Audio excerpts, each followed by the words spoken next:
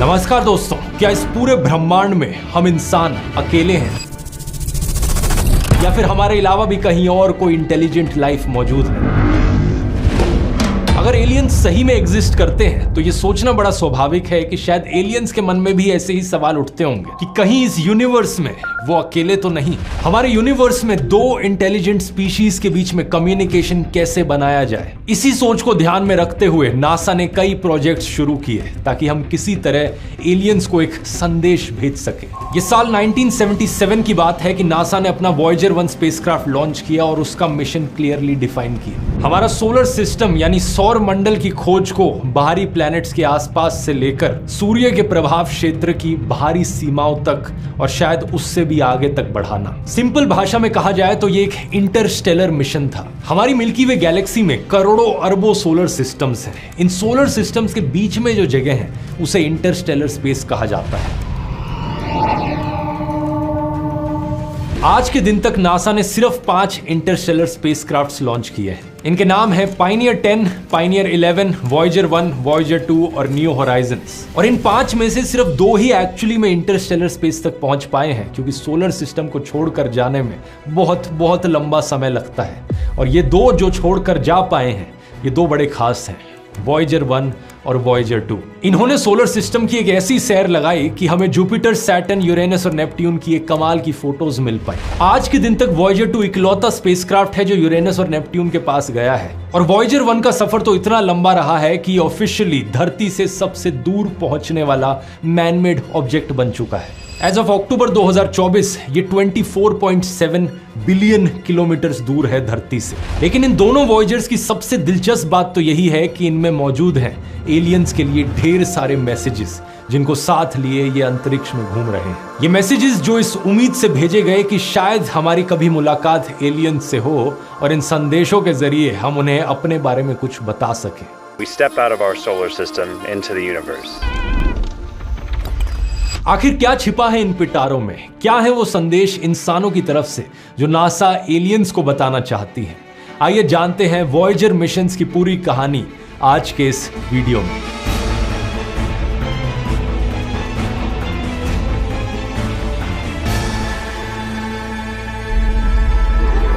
ये साल 1965 की बात है दोस्तों कि नासा में काम करने वाले एक इंजीनियर ने नोटिस किया कि हमारे सोलर सिस्टम के आखिरी 4 प्लैनेट्स जुपिटर, सैटर्न, यूरेनस और नेपट्यून एक बड़ी ही अनोखी ज्योमेट्रिक अरेंजमेंट में आ जाएंगे लेट 1970s के समय में। एक ऐसी अनोखी अरेंजमेंट जो 175 सालों में सिर्फ एक बार आती है। इस अरेंजमेंट का मतलब था कि एक ऐसा स्पेसक्राफ्ट भेजा जा सकता था जो इन चारों प्लैनेट्स के ग्रेविटेशनल फोर्स का फायदा उठाकर इन चारों प्लैनेट्स के पास से गुजर जाए, बहुत कम फ्यूल और समय इस्तेमाल करते हुए। इस प्रिंसिपल को ग्रेविटी असिस्ट कहा जाता है। किसी प्लैनेट या स्पेस में मौजूद किसी और ऑब्जेक्ट के मास का इस्तेमाल करना अपनी स्पीड और ट्रेजेक्टरी बदलने के लिए। इसी के आधार पर नासा ने वॉयेजर 1 और वॉयेजर 2 मिशंस के प्लान्स बनाए और यही कारण कि साल 1977 का ईयर चुना गया इन दोनों स्पेसक्राफ्ट्स को लॉन्च करने के लिए। मिशन के अनुसार वॉयेजर 1 को जुपिटर और सैटर्न के पास से फ्लाई बाय करना था, खासकर सैटर्न के बड़े मून टाइटन पर फोकस करते हुए, और दूसरी तरफ वॉयेजर 2 को जुपिटर, सैटर्न, यूरेनस, नेपट्यून के पास से गुजरना था। दोनों स्पेसक्राफ्ट्स के डिजाइन की बात करें तो एक दूसरे से काफी सिमिलर थे। दोनों ही 3 radio isotope thermo electric generator द्वारा पावर्ड थे। इनमें कोई सोलर पैनल्स नहीं लगे थे, क्योंकि मार्स जुपिटर को पार करते ही सोलर एनर्जी काफी हद तक यूजलेस हो जाती है। उतनी दूर पहुंचकर सूरज की किरणों में इतनी एनर्जी ही नहीं रह जाती कि उससे कुछ सोलर एनर्जी निकाली जा सके। और इनका मिशन तो सोलर सिस्टम को पार करना था। इसलिए ये जो डिवाइसेज हैं ये प्लूटोनियम एलिमेंट के रेडियो एक्टिव डीके से पावर्ड है। प्लूटोनियम जब डीके होता है तो हीट निकलती है, उस हीट को बिजली में कन्वर्ट करा जा सकता है। यहीं से ही ये नाम आता है radio isotope thermo electric generator. इसके अलावा दोनों स्पेस प्रोब्स में 10 साइंटिफिक इंस्ट्रूमेंट्स लगाए गए थे। इसमें था एक 2 कैमरा इमेजिंग सिस्टम तस्वीरें खींचने के लिए, एक स्पेक्ट्रोमीटर जो हाइड्रोजन की एबंडेंस को मेजर करता, दूसरा स्पेक्ट्रोमीटर जो अंतरिक्ष में अल्ट्रावायलेट एक्टिविटी को मेजर करता, एक मैग्नेटोमीटर जो प्लैनेट्स की मैग्नेटिक फील्ड्स को मापता, एक हाई गेन एंटीना कम्युनिकेट करने के लिए धरती के साथ, और बाकी कुछ छोटे मोटे इंस्ट्रूमेंट्स रेडिएशन के अलग अलग लेवल्स को मापने के लिए। इंटरेस्टिंग चीज यह है कि वॉयेजर 2 का लॉन्च वॉयेजर 1 से पहले किया जाता है। 20 अगस्त 1977 में वॉयेजर 2 लॉन्च होता है और 16 दिन बाद 5 सितंबर 1977 को वॉयेजर 1 का लॉन्च होता है नासा केनेडी स्पेस सेंटर से। जो रास्ता वॉयेजर 1 ने लिया वो ज्यादा छोटा और तेज था वॉयेजर 2 के कंपैरिजन में। तो जुपिटर के पास सबसे पहले वॉयेजर 1 ही पहुंचता है और मार्च 1979 में ये जबरदस्त टाइम लैप्स इसके द्वारा लिया जाता है। ये 66 अलग अलग फोटोज से द्वारा बनाया गया एक टाइम लैप्स है। हर एक तस्वीर जुपिटर के एक रोटेशन पीरियड के बाद ली गई है। लगभग 10 घंटे का समय लगता है जुपिटर को रोटेट करने में। ये पहली बार था कि जुपिटर और जुपिटर के मून्स की इतनी क्लियर कट फोटोज हमें देखने को मिल पाई और यहीं पर डिस्कवरी हुई जुपिटर के रिंग्स की भी। बहुत से लोगों को लगता है कि सिर्फ सैटर्न प्लैनेट के अराउंड रिंग्स मौजूद हैं, लेकिन रिंग्स जुपिटर के अराउंड भी हैं। हालांकि वो इतने क्लियरली दिखते नहीं है जब तक पास से ना देखो। ये जो जुपिटर प्लैनेट है, इसके मून्स और इसके रिंग्स, इन तीनों कंपोनेंट्स को साथ में मिलाकर जोवियन सिस्टम कहा जाता है। ये जोवियन शब्द Roman God of sky and thunder से आता है, जोव जिसका नाम है, और जोव का ही दूसरा नाम जुपिटर भी है, जहां से इस प्लैनेट का नाम भी पड़ा। अब बात कुछ ऐसी है दोस्तों कि जुपिटर जैसे ही 3 और प्लैनेट्स मौजूद है हमारे सोलर सिस्टम में, सैटर्न, यूरेनस और नेपट्यून। इन सभी प्लैनेट्स पर रिंग मौजूद है, बहुत सारे मून्स मौजूद हैं और ये सारे के सारे गैस जाइंट्स भी हैं ये चारों। यही कारण कि इन चारों प्लैनेट्स को मिलाकर जोवियन प्लैनेट्स कहा जाता है, जुपिटर लाइक प्लैनेट्स। इसी जोवियन सिस्टम की एक्सप्लोरेशन के दौरान वॉयेजर 1 ने जुपिटर के आईओ मून की ऑनगोइंग वोल्केनिक एक्टिविटी की भी खोज करी। यह भी पहली बार था जब इंसानों ने किसी और प्लैनेट पर एक्टिव वोल्केनोस को देखा। वॉयेजर 1 के जुपिटर पहुंचने से पहले हमें लगता था कि जुपिटर के पास 13 अलग अलग मून्स मौजूद हैं, लेकिन इसके आने के बाद पता चला कि 2 और चांद मौजूद हैं। कुछ महीने बाद 9 जुलाई 1979 को वॉयेजर 2 जुपिटर के पास पहुंचा और यह और भी ज्यादा करीब था जुपिटर के। इसके पास आने से एक और नया चांद हमें देखने को मिला। पता चला एक और मून मौजूद है जुपिटर के पास। इन वॉयेजर मिशंस की डिस्कवरीज के कारण जुपिटर के जो मून्स थे वो 13 से बढ़कर 16 हो गए। लेकिन आज के दिन पता है क्या दोस्तों, हम 95 अलग अलग मून्स डिस्कवर कर चुके हैं। सही सुना आपने, 95 अलग अलग चांद जो जुपिटर के चारों तरफ घूम रहे हैं। इसके करीब 1.5 साल बाद 12 नवंबर साल 1980 को वॉयेजर 1 पहुंचता है सैटर्न के पास। इस वक्त तक वॉयेजर 1 की स्पीड इतनी तेज हो गई थी वॉयेजर 2 के मुकाबले कि वॉयेजर 2 को सैटर्न तक पहुंचने में करीब 9 महीने और लगे। सैटर्न पर पहुंचते ही वॉयेजर 1 ने 3 नए मून्स की खोज करी, एटलस, प्रोमेथियस और पैंडोरा। हाँ, ये पैंडोरा नाम वही है जो अवतार फिल्म में एलियन प्लैनेट का नाम रखा जाता है, लेकिन असलियत में ये सैटर्न के एक मून का नाम है। उस समय तक सैटर्न के नोन मून्स की लिस्ट करीब 15 तक थी, लेकिन आज के दिन हमने करीब 146 मून्स की खोज कर ली है सैटर्न के। वॉयेजर 1 ने कई सारे मून्स की फोटोज खींची जो आप स्क्रीन पर देख सकते हैं। इनमें से शायद सबसे इंटरेस्टिंग ये टाइटन मून। धरती के अलावा ये इकलौता ऐसा ऑब्जेक्ट है हमारे सोलर सिस्टम में जिसका हमें क्लियर एविडेंस मिला है कि जहां पर बहुत सारा लिक्विड स्टेट में पानी मौजूद है। यही कारण कि कई सारी साइंस फिक्शन मूवीज इस पर बनी है जिसमें टाइटन को एक ऐसी जगह दिखा रखा है जहां पर या तो एलियंस रहते हो या फिर जहां पर इंसान जाकर रह सके। Titan could become our home. Saturn को पार करने के बाद वॉयेजर 1 और वॉयेजर 2 के रास्ते अलग अलग हो जाते हैं।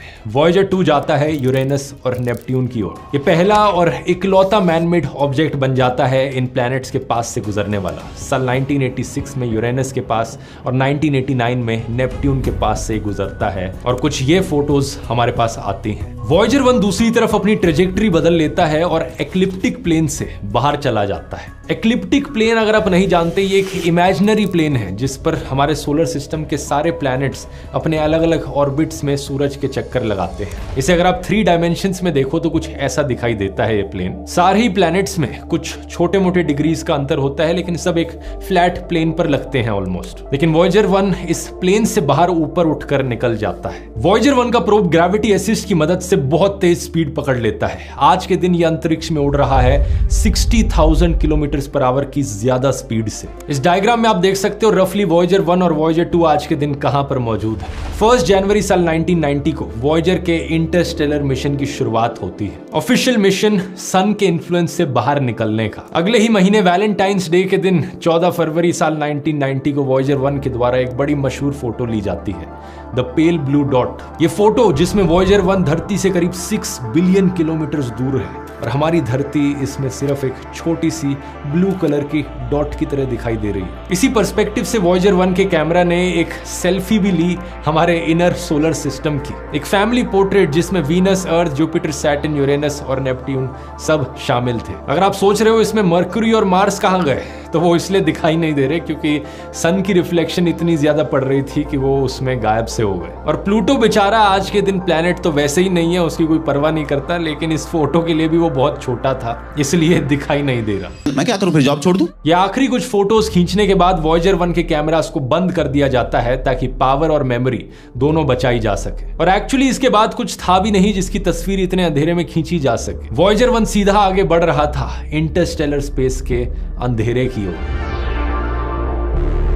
इसके बाद सालों तक वॉयेजर 1 का कोई नया अपडेट नहीं आया। साल 1998 में एक छोटा सा अपडेट बताया जाता है कि ये धरती से सबसे दूर पहुंचने वाला मैन मेड ऑब्जेक्ट बन गया है। फिर साल 2004 में बताया जाता है कि वॉयेजर 1 ने टर्मिनेशन शॉक पार कर लिया है। ये एक ऐसा पॉइंट होता है हमारे सोलर सिस्टम की एज पर जहां सोलर विंड अचानक से धीमी हो जाती है। आप पूछोगे ये सोलर विंड क्या चीज है? ये असल में सूरज से आने वाले चार्ज्ड पार्टिकल्स होते हैं। ये सोलर सिस्टम के चारों ओर एक बबल सा बना देते हैं। इस बबल को हीलियोस्फीयर कहा जाता है और ये हीलियोस्फीयर हमें इंटरस्टेलर रेडिएशन से बचाता है। जब हम हीलियोस्फीयर की आउटर बाउंड्री हीलियोपॉज के करीब पहुंचते हैं तो सोलर विंड और कमजोर हो जाती है। इस डायग्राम को देखकर आप बेहतर समझ सकते हो। शुरुआत में है हमारे प्लैनेट सारे, नेपट्यून के बाद एक कुइपर बेल्ट आती है जहां से कई सारे कॉमेट्स निकल कर आते हैं। इसकी बात मैंने एस्ट्रॉइड वाले वीडियो में करी थी। यहीं से ही लगभग शुरू हो जाता है टर्मिनेशन शॉक का रीजन, जिसके बाद आती है हीलियोपॉज की बाउंड्री। हीलियोपॉज के आने के बाद कई सारे डायग्राम्स में एक बो शॉक का रीजन दिखाया जाता है इंटरस्टेलर स्पेस आने से पहले।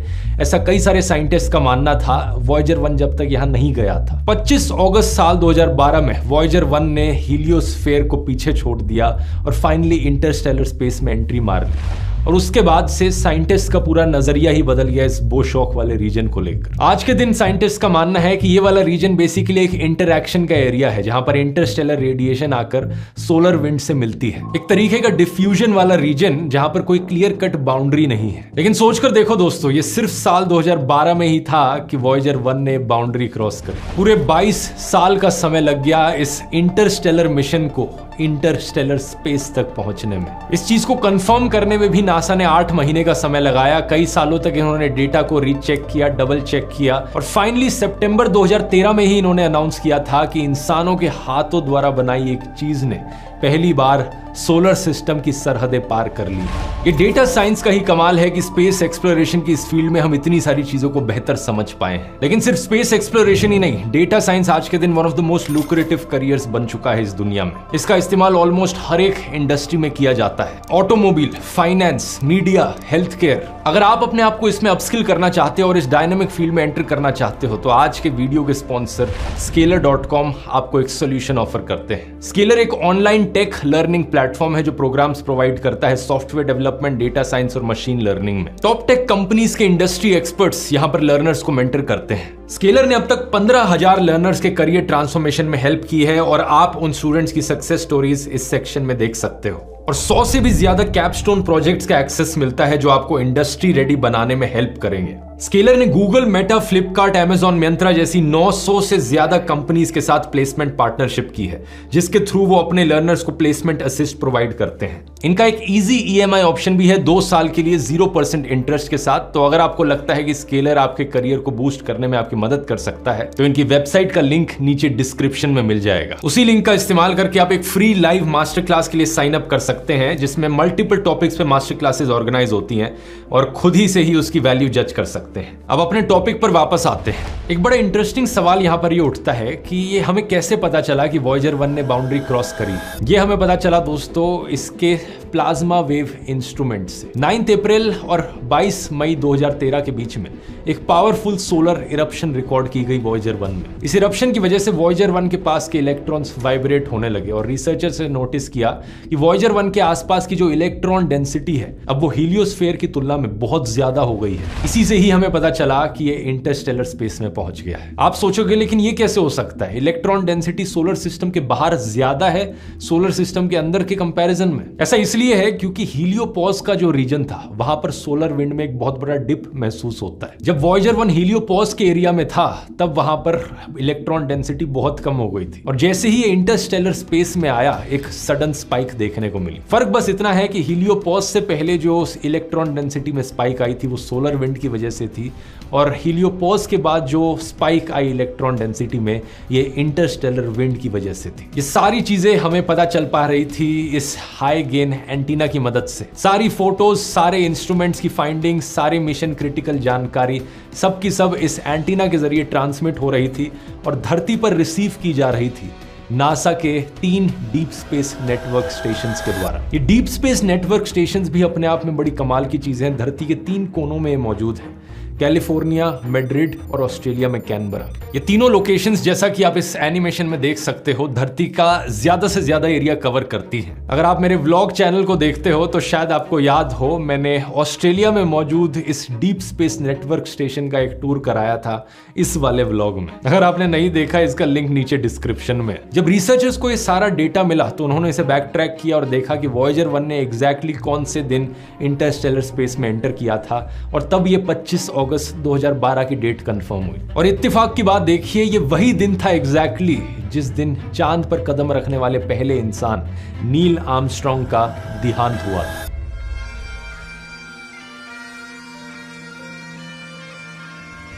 अच्छा, ये सारी बात तो हुई वॉयेजर 1 की। यहां पर वॉयेजर 2 का क्या हुआ?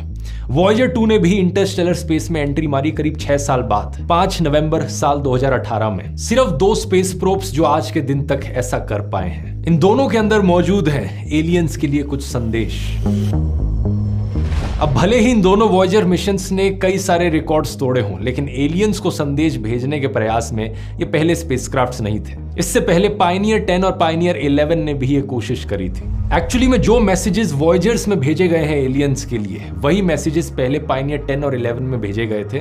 बस फर्क ये है कि वॉयेजर्स में नई टेक्नोलॉजी का इस्तेमाल करके और ज्यादा डिटेलिंग के साथ उन मैसेजेस को भेजा गया है। पायनियर प्लेट एक छोटी सी गोल्ड एनोडाइज्ड एल्यूमिनियम की प्लेट है जो पायनियर्स 10 और 11 के स्पेसक्राफ्ट पर लगाई गई थी। इस पर लिखी गई चीजें एलियंस को हमारी प्लैनेट अर्थ के बारे में बताती हैं। नासा ने इसे अ मार्क ऑफ मैन कहा है। ये प्लेट सिर्फ 15 से 23 सेंटीमीटर की है, लेकिन इस पर 5 इनग्रेव्ड डायग्राम्स हैं। ये गैलेक्सी में हमारी लोकेशन के बारे में जानकारी देती है। बीच में एक रेडियल डायग्राम है जो असल में एक मैप है। इस मैप में हमारी सूरज की पोजीशन को 14 पल्सर्स के रिलेशन में दिखाया गया है। पल्सर्स जो है वो डीजनरेटेड स्टार्स होते हैं जो तेजी से घूमते हैं और रेगुलर पल्सेस एमिट करते हैं। बेसिकली इस नक्शे को समझने के लिए इंटेलिजेंस लेवल इतना होना चाहिए कि ये सारी नॉलेज पहले से पता हो एलियंस को। ब्लैक के निचले हिस्से में सोलर सिस्टम के प्लैनेट्स को दिखाया गया है और सबसे लेफ्ट में सूरज है, उसके बाद सारे प्लैनेट्स आते हैं।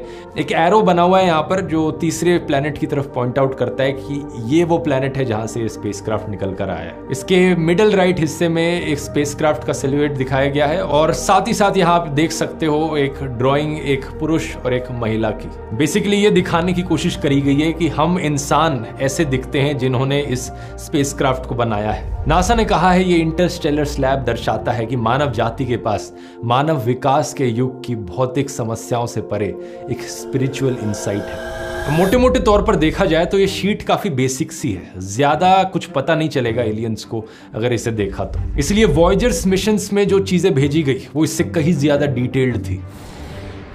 वॉयेजर्स के साथ भेजे गए मैसेजेस असल में 12 इंच की गोल्ड प्लेटेड कॉपर डिस्क्स और फोनोग्राफ रिकॉर्ड्स हैं। इनमें आवाजें और इमेजेस दोनों शामिल हैं। ऐसे 2 रिकॉर्ड्स हैं, वॉयेजर 1 और वॉयेजर 2 दोनों पर भेजे गए हैं। आइए थोड़ा डिटेल में देखते हैं कि इनमें क्या है। फोनोग्राफ जो है, इसे ग्रामोफोन भी कहा जाता है, ये कुछ ऐसा दिखता है।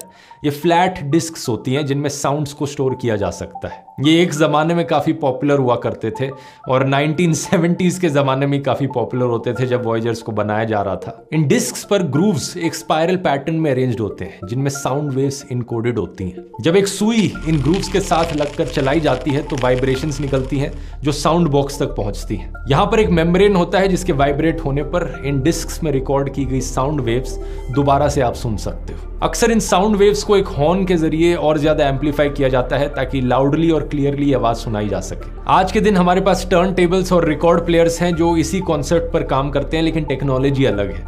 आज के दिन सुई से होने वाली वाइब्रेशंस को इलेक्ट्रिकल सिग्नल्स में पहले कन्वर्ट किया जाता है और फिर साउंड को एम्पलीफाई किया जाता है। यहां पर ऐसा नहीं किया जा रहा है। ये जो रिकॉर्ड इसमें भेजा गया है वॉयजर्स में, इसे गोल्डन रिकॉर्ड का नाम दिया गया है। इस रिकॉर्ड के कंटेंट्स को 4 अलग अलग सेक्शंस में डिवाइड किया गया है। पहला सेक्शन है सीन्स फ्रॉम द अर्थ।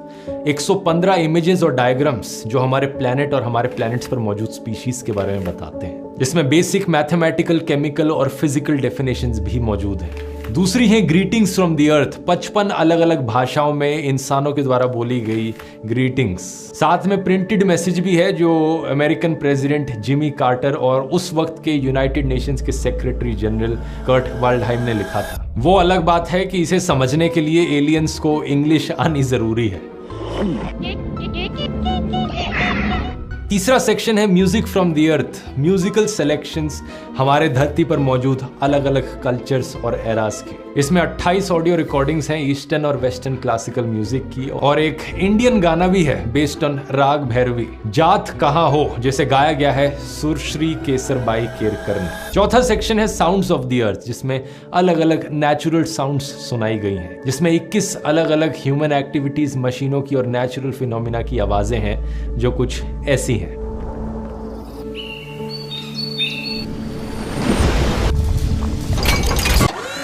अब जाहिर सी बात है, एलियंस को अगर ये आवाजें सुननी है तो उन्हें इस फोनोग्राफ को ऑपरेट करना आना चाहिए, और इसी के लिए नासा के साइंटिस्ट ने इंस्ट्रक्शंस भी रखी हैं इन डब्बों के अंदर। अब अच्छी खबर यह है कि उन्होंने इन इंस्ट्रक्शंस को किसी इंग्लिश या हिंदी भाषा में नहीं लिखा, क्योंकि ऑब्वियसली क्या चांस है कि एलियंस को हमारी भाषा समझ में आएगी। लेकिन बुरी खबर यह है कि उन्होंने इन इंस्ट्रक्शंस को डायग्राम्स के फॉर्म में दर्शाया गया है। और बुरी खबर मैं क्यों कह रहा हूं, क्योंकि जरा इस डायग्राम को देखो आप। एलियंस का तो भूल ही जाओ, आप खुद ही देखो इस डायग्राम को और बताओ इन इंस्ट्रक्शंस को देखकर, इन डायग्राम्स को देखकर क्या आप समझ पा रहे हो कि फोनोग्राफ की मशीन को कैसे ऑपरेट करना है। मेरी राय में आज के दिन के 90% इंसान भी इन इंस्ट्रक्शंस को नहीं समझ पाएंगे, तो हम कैसे एक्सपेक्ट कर सकते हैं कि एलियंस इन डायग्राम्स को देखकर समझ पाए कैसे ऑपरेट करना है इस मशीन को। इन डायग्राम्स की थोड़ी इंग्लिश ट्रांसलेशन आप स्क्रीन पर देख सकते हो कि एक्चुअली में किस डायग्राम का क्या मतलब है। फोनोग्राफ को ऑपरेट करना वैसे कोई इतना मुश्किल काम नहीं है। एलियंस को बस ये समझना होगा कि कैसे हम इस डिस्क को लें, इस डिस्क को यहां डालें और इसके ऊपर ये सुई लगा दें। लेकिन सबसे मुश्किल काम होगा इन फोटोज को एक्चुअली में देख पाना। ये सभी फोटोज जो आपने अभी स्क्रीन पर देखी इस गोल्डन रिकॉर्ड में मौजूद हैं। साल 1977 में ऐसी कोई टेक्नोलॉजी नहीं होती थी जो एनालॉग डिस्क पर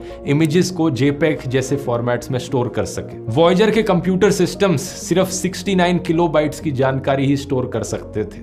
69 किलोबाइट्स होता है सिर्फ 0.07 मेगाबाइट। एक इमेज के लिए भी ये बहुत कम पड़ जाता है, 115 इमेजेस तो बहुत दूर की बात है। इसलिए नासा ने इन डिस्क्स पर इमेज डेटा शामिल करने के लिए एक नया तरीका सोचा। उन्होंने इन फोटोज को एक स्क्रीन पर प्रोजेक्ट किया और एक टेलीविजन कैमरा से रिकॉर्ड करके उन वीडियो सिग्नल्स को ऑडियो वेव फॉर्म्स में बदल दिया, और ये फोटोज एक्चुअली में ऑडियो के फॉर्म में इन डिस्क्स में स्टोर्ड है। तो एलियंस अगर इन्हें देखना चाहते हैं तो उसके लिए रिवर्स प्रोसेस करना होगा। ऑडियो के फॉर्म में जो डेटा स्टोर्ड है उसे वापस इमेज में बदलना होगा। ये कैसे किया जाए, इंस्ट्रक्शंस इंटरस्टेलर एनवेलप पर दी गई हैं, आप देखकर पढ़ सकते हैं। ये टेक्नोलॉजी अपने आप में इतनी टेक्निकल और कॉम्प्लिकेटेड है कि इसे समझाने में एक अलग वीडियो लग जाएगा। तो डिकोड करने का झंझट छोड़िए, मैं आपको अब स्क्रीन पर दिखाता हूं इस गोल्डन रिकॉर्ड में आखिर क्या मौजूद है। 115 तस्वीरों को जब डिकोड किया जाएगा तो पहली तस्वीर ये सामने आएगी, एक सफेद कैलिब्रेशन सर्कल, एक simple black and white drawing जो दो चीजें करती है। पहले ये खुद रिकॉर्ड के आकार को रिप्रेजेंट करती है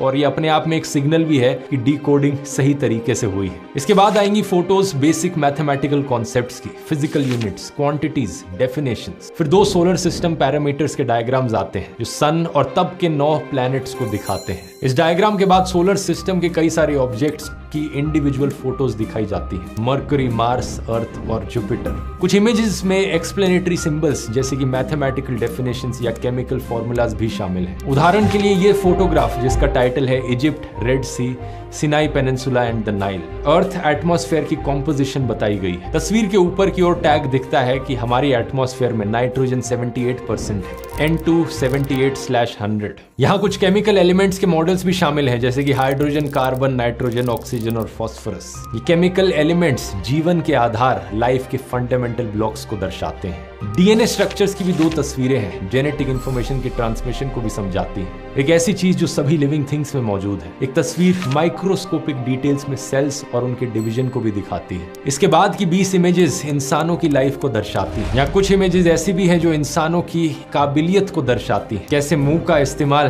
चाटने, खाने और पीने के लिए किया जाता है। साथ ही साथ एक फोटो यहाँ पर ग्रेट वॉल ऑफ चाइना और ताजमहल की भी है। इंटरेस्टिंग चीज ये है कि कोई भी तस्वीर यहाँ पर इंसानों के नेगेटिव एस्पेक्ट को नहीं दर्शाती। कोई कॉन्फ्लिक्ट या वर्ल्ड वॉर या किसी भी वॉर जैसी चीज का कोई जिक्र नहीं किया गया है। एक बहुत ही होपफुल और पॉजिटिव साइड इंसानियत की दर्शाई गई है इन तस्वीरों में। मानवता का एक आइडियल वर्जन, जैसा कार्ल सेगन ने 1978 की अपनी किताब murmurs of earth the Voyager Interstellar record में एक्सप्लेन किया।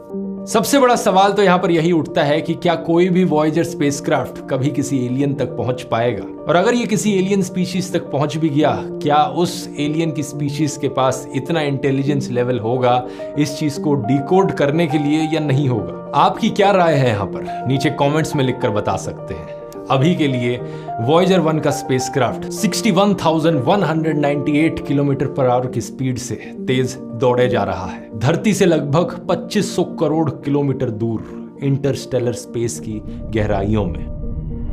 अनफॉर्चुनेट चीज ये है कि ये ज्यादा दिन तक और चलने वाला नहीं है। इसकी पावर सप्लाई धीरे धीरे खत्म हो रही है और साइंटिस्ट का एस्टिमेट है कि 2025 में ही इसकी पावर सप्लाई पूरी तरीके से खत्म हो सकती है। इससे हमारा कम्युनिकेशन जरूर खत्म हो सकता है, लेकिन इसके अंदर मौजूद गोल्डन रिकॉर्ड हमेशा के लिए शायद प्रिजर्व्ड रहेगा। स्केलर का लिंक नीचे डिस्क्रिप्शन में मिल जाएगा। और ये वीडियो अगर पसंद आया दोस्तों, तो एलियंस पर मैंने एक और वीडियो बनाया इससे पहले, एरिया 51 के ऊपर। आखिर क्या राज है एरिया 51 के पीछे, यहां क्लिक करके देख सकते हैं। बहुत बहुत धन्यवाद।